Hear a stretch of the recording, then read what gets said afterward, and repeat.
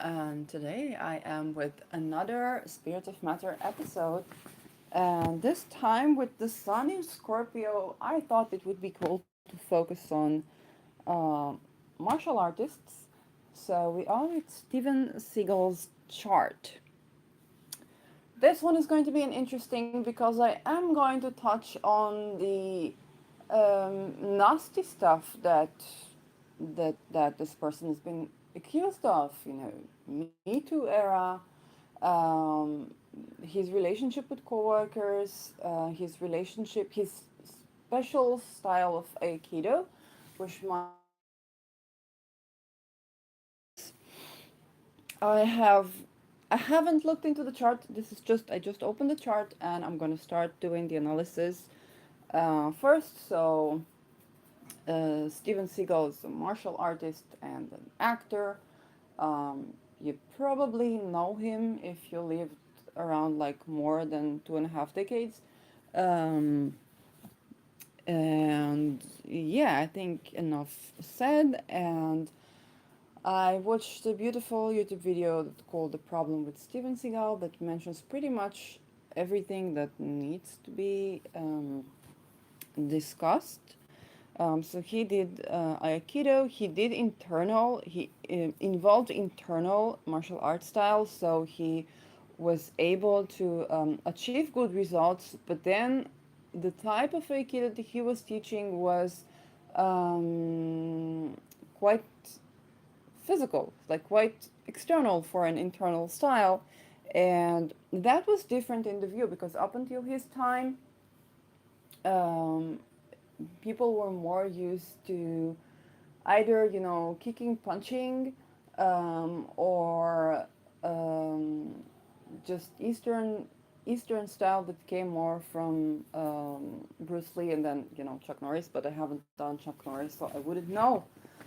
So Steven Seagal brought something that was a bit more, I guess people would argue that for Aikido it is more vulgar.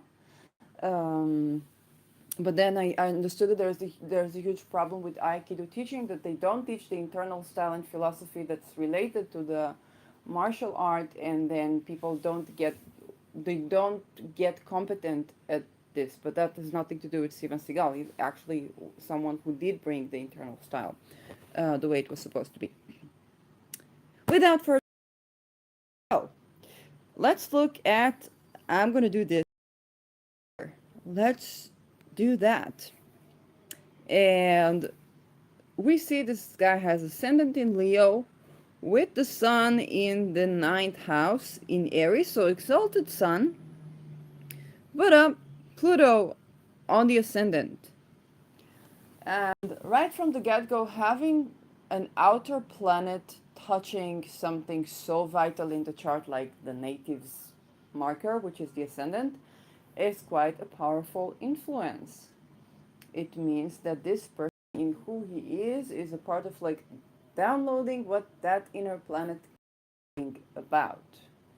And Pluto gives power teams dealing with taboo, but when it's ascendant, the life path of the person, when they look in the mirror or what they are doing, involves direct interaction with the forces of Pluto. So the whole question is finding your power, asserting your power, but also not overpowering others, is a big deal. And with Leo, that's a part of the ascendant in Leo, part of the life path of a person is a performer. Okay, think about the sun. Everything revolves around the sun.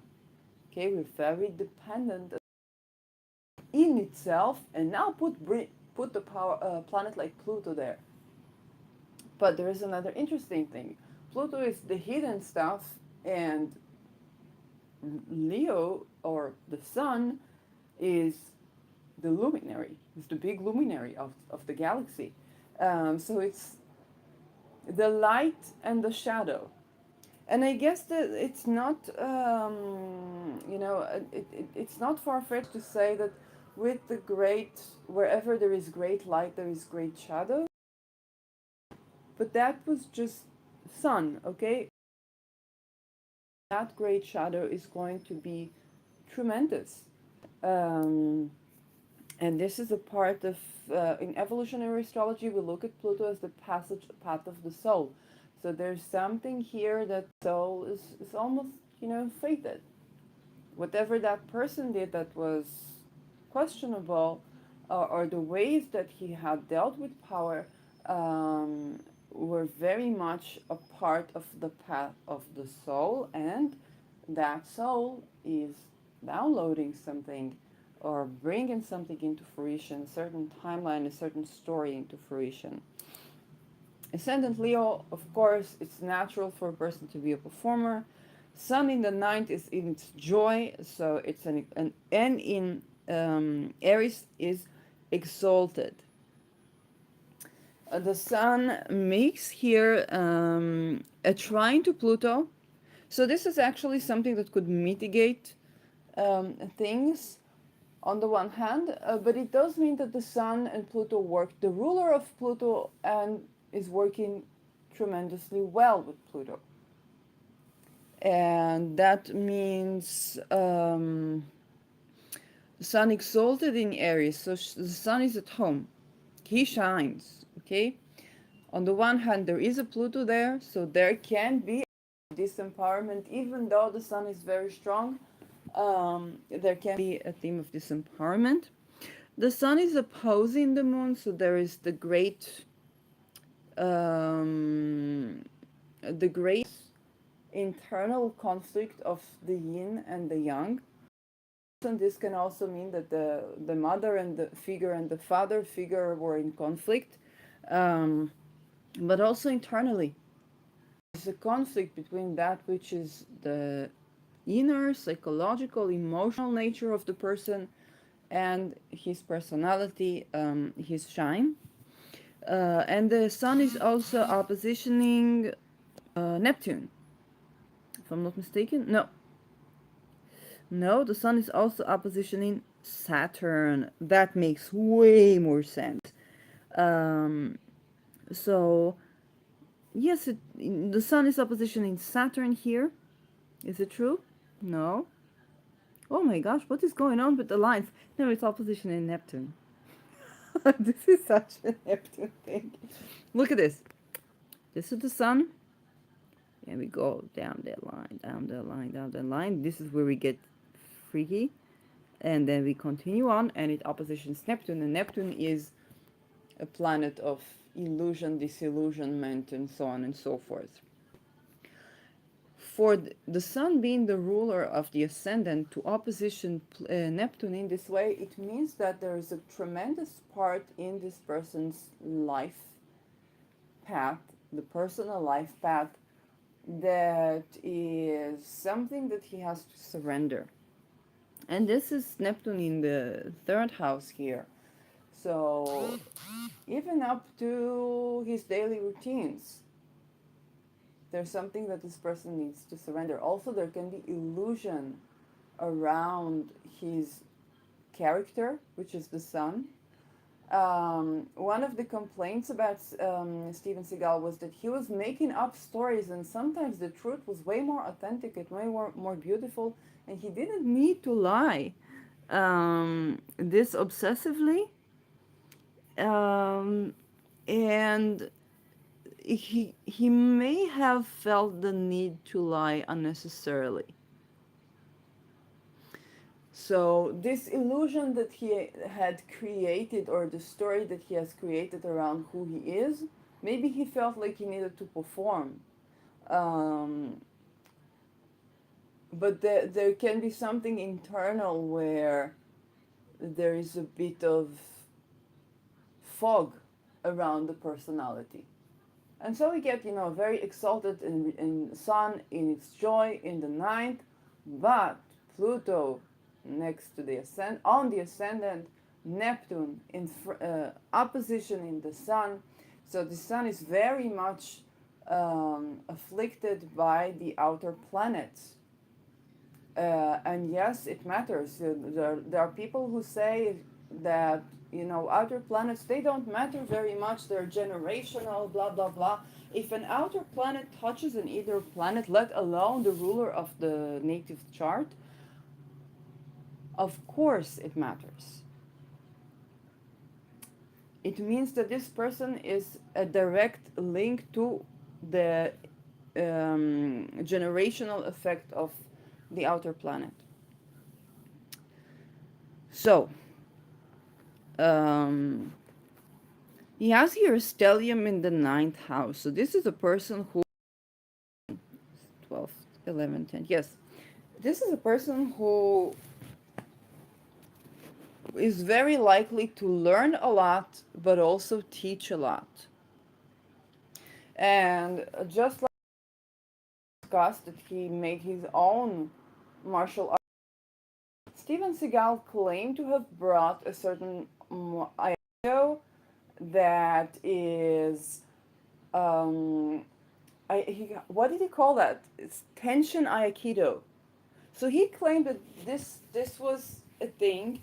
Now this is something interesting because his aikido was very brutal. They said that even people who worked with him had to be they had to be professionals, otherwise they would get hit. They could die, like stunt people and so on and so forth. Um, so he brought certain new style of aikido, and there's a question about whether that was a legitimate style of aikido that was taught, or maybe he invented that.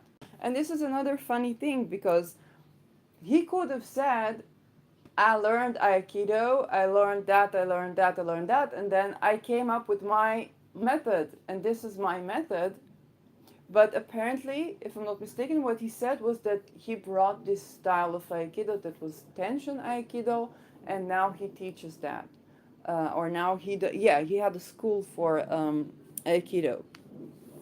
Um, and and that's interesting because there would not necessarily to lie about like generally you would actually prefer to say, okay, this is a method that I came up with, if you came up with that, rather than, oh, this is a style that I'm bringing. And I'm not necessarily thinking that he lied on purpose or that he was very much aware, um, but it's something interesting. Like why would a person not ask to gain credit for his new method? But then his new method was questionable, so he wanted to rely on authority, Um, mm, mm, mm. This is something interesting. Venus here is in Aries. Not at home. Venus is not happy at home. At Aries, she's actually fallen. Yes, the detriment to fallen at Aries. Again, so Libra, she's at home. She's ruling Libra, and Taurus, Libra, she's at home. The sign opposite to Libra is where she's in detriment, as well as Scorpio, where she's fallen. So Venus here trines Lilith, and Lilith in the first house in Leo,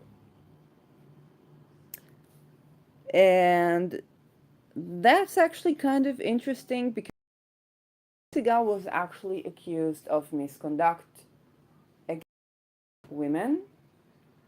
So there are a lot of testimonies, both women who were also underage. Um, and I don't see, yes, there's a Pluto opposition Mars, an intention to Mars. Lilith in the first house just tells me that the person has a need to his raw instincts in an immediate way. It does not tell me anything about the person being a offender. Okay? And the trine here to Venus, which is in a fire sign, again, nothing that seems too suspicious. So if we're looking for, so let's see, 1, 4, 5. In his sixth house, we have Chiron, ruled by Saturn, Chiron opposition Uranus in Cancer. In the 12th house, um, yeah, well, let's see. Oh, but since Saturn is ruling his seventh house, and it's actually exalted in Libra, it is retrograde, it does square Uranus. So this is something that is interesting because if I take a look at Venus, at Lilith, yeah, Lilith is squaring the moon. It just kind of tells me that, his raw instincts might not be in alignment with his emotional nature. But that would actually be a place where I would be more concerned about the person getting into intimate situations that don't correlate with his emotional nature rather than being the perpetrator of such situations. But then, um, he is the ruler of his seventh house is Saturn. Saturn is in Libra, again, exalted. Um, and Saturn here, if we go to Saturn, I'm the marker from Saturn, go up, up, up that line, as opposition in retrograde Mercury in Aries. Um, Again, not something necessarily suspicious. It just means that there can be, it can take time to learn things. It can mean that the person's ability to communicate might be a bit challenged or come more into fruition where Saturn matures. That is around 36. It just tells things is going through a certain longevity and changes, and also that this person might deal with inner patterns of thoughts that are more anxious or even self-critical, but coming from the mind, not necessarily from the emotions. It's true that the moon is also um, yeah, the moon is also a bit challenged, but not. It is challenged more by Neptune, so there can be a disillusionment, a sense of loss, um, um, perhaps feeling that your emotional or psychological state is not in your control, which can uh, contribute to addictions, certain sort of addictions. But then Saturn square Uranus here is telling, because Saturn rules the seventh house, and this is the one-to-one. It's both our relationships with our bosses, with our the people that we work with, one-on-one relationships, and it's also our spouses or intimate partners. Um, mm, mm, mm, mm, mm. And then the ruler of the fifth, which I also look at for that, is Jupiter in Aries. Actually, Jupiter in Aries in the ninth is incredibly compatible with good martial arts philosophy and embodying what martial arts really is, that it's a body-mind practice, it's a philosophy that is manifested in the body and what the person does with the energy. And Steven Seagal did do that. He was competent in that. And then down that line, we see this opposition to the moon, and I don't think I could say it's opposition into Neptune, it's opposition in by sign, which might be good enough. And again, because it's actually trine in Pluto, so I don't see Jupiter or being a specific problem like in the fifth. But yes, the seventh. Now, what's bothersome is that Saturn is squaring a planet, an outer planet, in the 12th house. This this tells me a couple of things. First of all, Uranus, the nature of Uranus, unusual structure, Saturn, unusual structure for one-to-one relations. That can manifest also with how he deals with um, bosses or how he deals with partners in general. Anybody that he partners up with. Okay, there's something unusual about the structure of the partnership. It doesn't necessarily have to be a bad thing, okay? It's just unusual. That's Uranus. Also something rebellious, okay?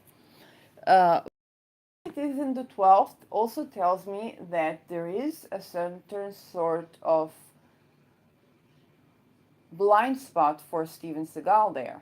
Whatever Cancer themes and the ruler of is in his third house. Um, so there can be issues to do in the 12th with isolation, jail, hospitalization, spiritual connection, spiritual experiences, sudden downloads of information. Um, but because it is also seventh, it can mean that there's something unusual about the partnership. Um, and he was accused of being with actually underaged, which, you know, Saturn ruling the seventh can be an age gap. With Aquarius, it can be, it can actually be that he was attracted to women who are more intellectual, intellectual challenge to offer, air challenge to offer. Also, the ruler is um, in Libra, and that they could also be beautiful. Um, there can still be an age gap, both with him being young, because Steven Seagal actually married his teacher. Okay, he was learning one of the women he was learning with. He married, and that was the case. So this is also unusual. Okay, you're not supposed to have an intimate relationship with your martial arts teacher, and they married. And so, from his perspective, he was also performing misconduct with women who were underage. I don't know what was his age when he met his teacher, but definitely, you know, we can see here a situation where not conforming, some, um, and yeah, and that can be a thing. Uranus is opposing a Chiron sixth, and again the sixth is also ruled by Saturn. So they can be the way that he does work. There can be certain enemies that touch on his wounds, or certain, or that the way he deals with enemies has to be different, which contributes actually to developing a certain new martial arts style that is unusual. Um, mm, mm, mm. So if I take a look at, you know, want to treat the Me Too stuff, what comes to my mind is that when he married his martial arts teacher, a lot of a lot of taboos were broken, and he was okay, and so it seemed very it seemed very weird that people would come up to him with questions when he's doing stuff. It's like cheating is one thing, but then when being not respecting the sexual boundaries of another, and then I don't know, maybe his spouse was showing him a certain model that was a model he just did later. I don't know. Um, and it seems to me that something about his ability to assess if this is an okay thing to do or not an okay thing to do was perhaps damaged that relationship, because we have here a square, you know, it's a grand cross with Chiron, Mercury, Uranus in the 12th. So Mercury is in the ninth, this is important, and Saturn in the third. So the houses involved are the house of work, open enemies, pets, health, physical health. The ninth house, which is also our worldview and our teaching. Um, and having Venus in the ninth can mean marrying your teacher or finding your spouse in academia or marrying your student. Um, and the 12th house, which is also the house of secret pleasures, like secrets, but also if there is a misconduct that is secret, this is also the house for that. And the third house, which is also the house of siblings, the house of daily routines, neighbors, immediate environment, what we do every day. Um, and so we have this connection. It's like there's a certain wounding that happens there. Anything that happens there is activating these four houses. And so, for example, a relationship with Saturn ruling the seventh in the third, contacting the 12th and Uranus, the unusualness, and the sixth, work, okay, or work relations. With Chiron there's a wound there. And then we have this, Chiron squaring, and Uranus squaring Mercury, which is in the ninth, which is our worldview. So there was a damage to the worldview of the person regarding relationships. This is something that can happen. It's not. And of course, we have a Pluto with his malefic of the outside of the sect is Mars, and Mars is in the fourth house, squaring Pluto. That tells me that perhaps he even could have grown up, being exposed to conflict between in the family. Pluto Mars can be, doesn't have to be, can be violent. Okay. Oh, and Mars is at home but retrograde. Mars retrograde tells me that the aggression is turned inwards, and so it's difficult to express boundaries. It's difficult to express yourself to the outside world and set the boundaries. What's Mars supposed to do? Mars is supposed to put on a face and defend it so that you can make love, right? Because it takes vulnerability to see. It takes vulnerability to have a connection. It takes vulnerability to have this, to being exposed.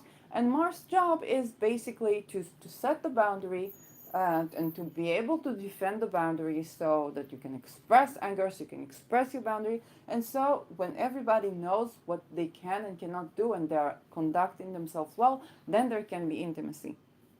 So Mars retrograde tells us that the way to go about setting boundaries had to be different. The advices people would give a person with a Mars retrograde on how to manage their anger are not going to work for them. They would have to find some new way to deal with that. And that way would need to alternate every once in a while. Ways of retrograde planets. The square to another tells us that the way of the person to go about power is unusual. So whatever people would say about how to find your power um, would not necessarily help this person. They have to deal with it all in themselves. And these are the struggles that this native, in this case Steven Seagal, was born into. Um, Anything more I have to say about this chart? Yeah, well, it seems that it is Rahu in the seventh. It is Rahu in the seventh, or Ketu. Oh gosh, I keep confusing them. Um, either case, having the Rahu, having the nodes in the axis of your first and seventh means that either way, whether it is whether Rahu is in your first or your seventh, there is a life path of learning and the other.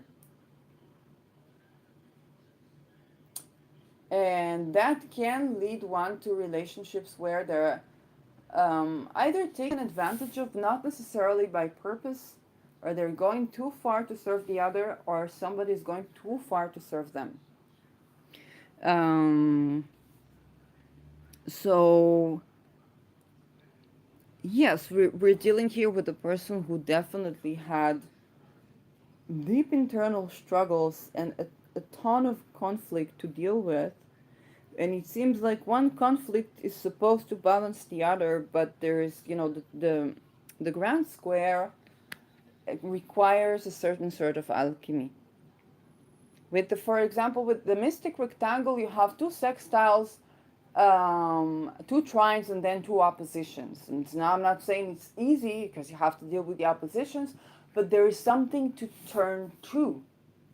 And here the person has to go through tremendous amount of growth with very little support. And yes, that Pluto receives a from Jupiter, from an exalted sun, a sextile from the moon. It's beautiful, and still there is just a tremendous amount of conflict in this chart that the person just has to deal with somehow. Even Jupiter magnifying Lilith with this 90 degrees angle, it's not exactly 90 degrees, but it can still be quite a manifesting aspect of, well, Lilith issue is magnifying, Jupiter is magnifying things. That's just what it does. It just makes issues bigger so that you can deal with them. But this chart is already big. Now let's touch on the midheaven. The midheaven is in the 10th house in Taurus.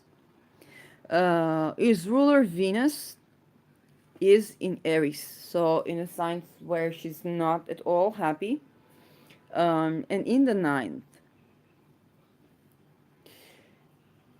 So Venus is the ruler, and the Venus in Taurus, this person could actually be known for being comfortable in the limelight, and a lover of women, not necessarily in a good fashion, especially when Lilith is not in the happiest. For his image, maybe for looking good, or being attractive, and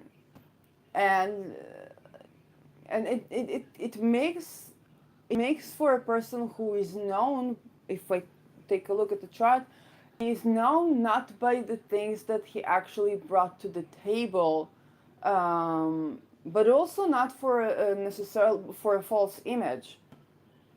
Okay, it's definitely not an illusion around his image here. And this is important because sometimes you can get a person where there is an illusion around their image and they can be just as Steven Seagal is, but you don't see it because they're not as performing, or they're not as exposed to the public eye, or not as what I really liked about this video, I'm going to put in the comments below, was that the video was the problem with Steven Seagal, and the person who did that just said, well, it's just like those martial arts teachers that are misconducting, that are telling you lies about, their methods, so it's not necessarily that Steven Seagal is different from any martial artist's teacher or even actor, or actress, but it is that in this case we know him for however his Venus is positioned. So we know him as this, we will more know him as a person who is glamorizing himself, or glamorizing attractiveness, again with Venus in Aries. And we know him more for that placement of Venus that is not happy, being attractive,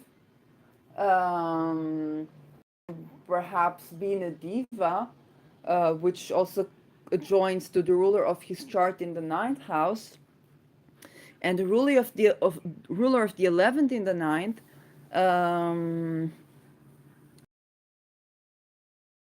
Also known unfortunately, the ruler of the 11th in the ninth is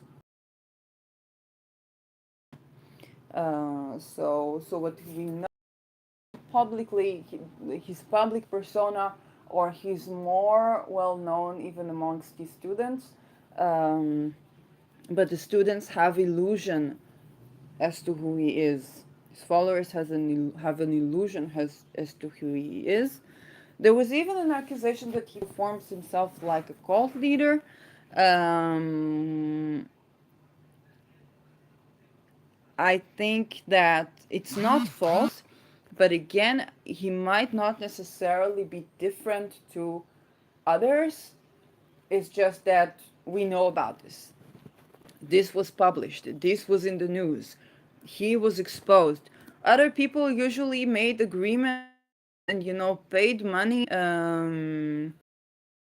violently to hush certain stories. Well, he was perhaps exposed during the Me Too era.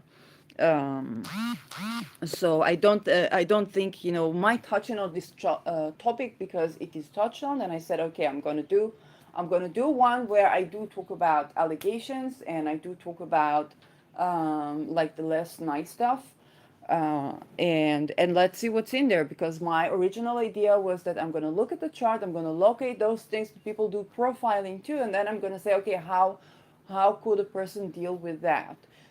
But then I see a person that married his teacher, probably at a younger age, and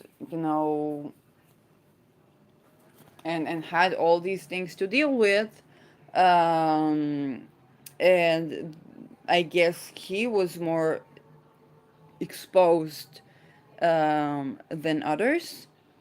Not that that makes him any more right than anyone, but also do remember this is the person that you've seen being accused. You don't know about the rest. Um,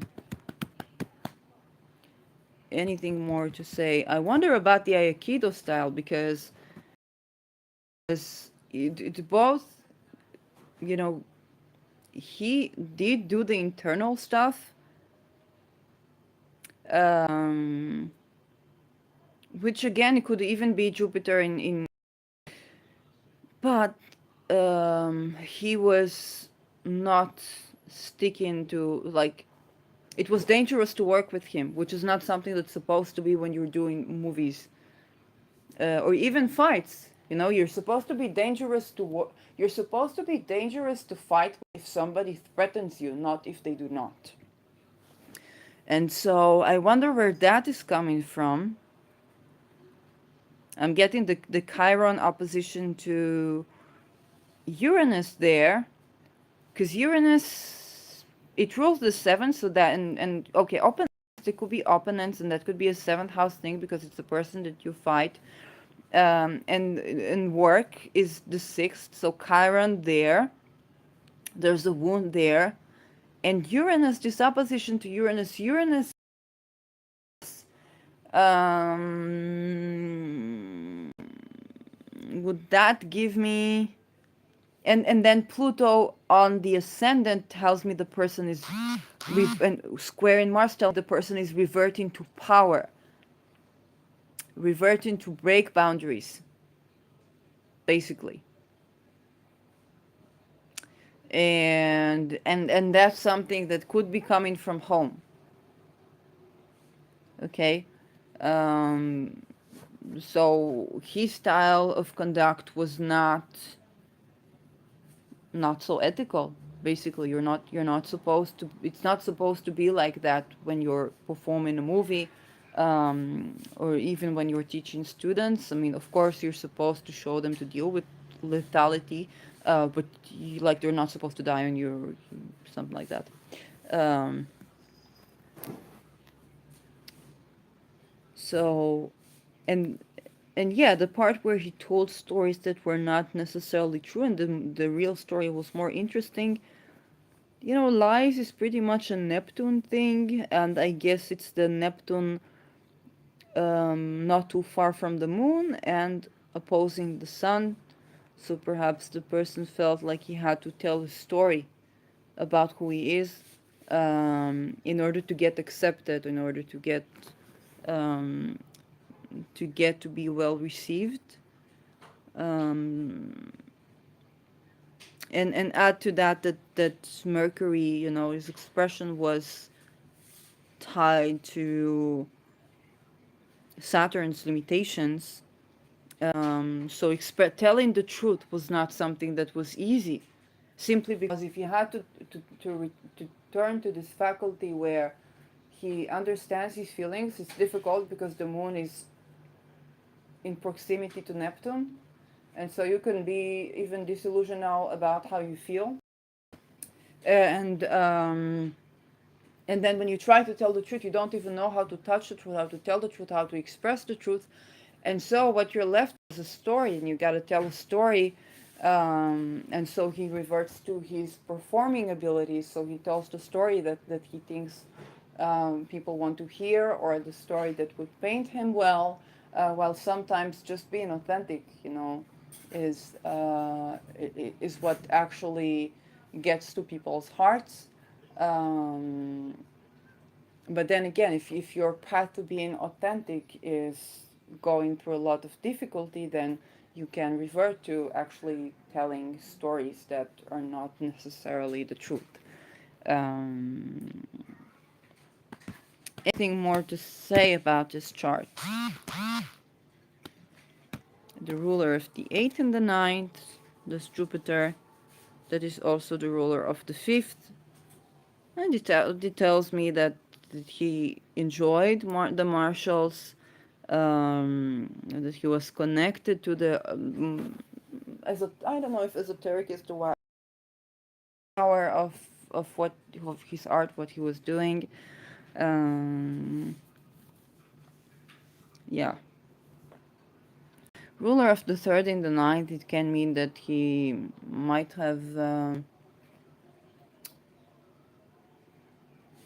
that the spouse was someone he met nearby, and that was something to do with teaching or learning. Sin house. Oh, Mars is a Scorpio. 2nd house, ruler of the 2nd and the 9th. He could be making money from teaching. Legit, that's what happened. Made money from his school.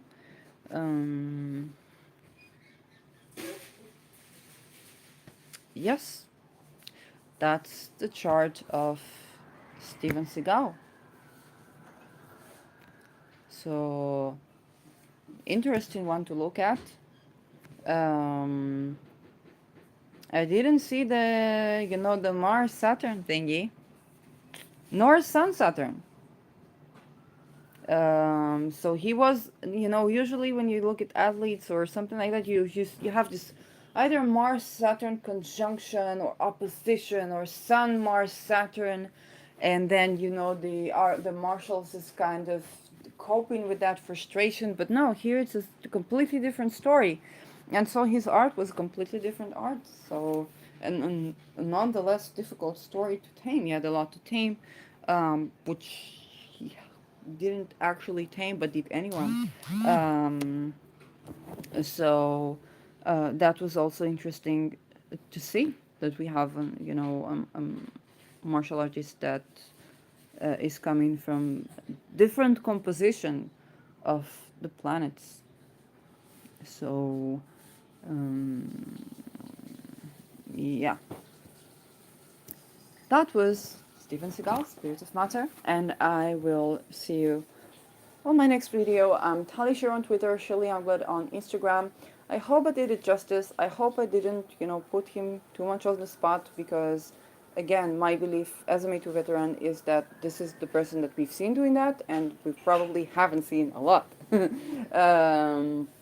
And so people tend to turn the fire to the ones that they do see, which, is not unjustified, but we also need to keep in mind that there are a lot of things that we don't see, that are still there, and there are still people that are dealing with the wounds of that. And hello to my viewers. So I'm Talisha on Twitter, Shirley Youngblood on Instagram.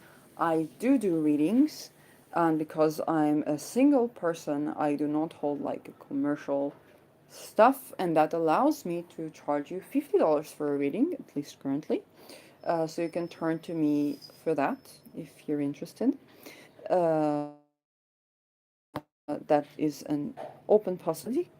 And have easy in between eclipses time. Take care.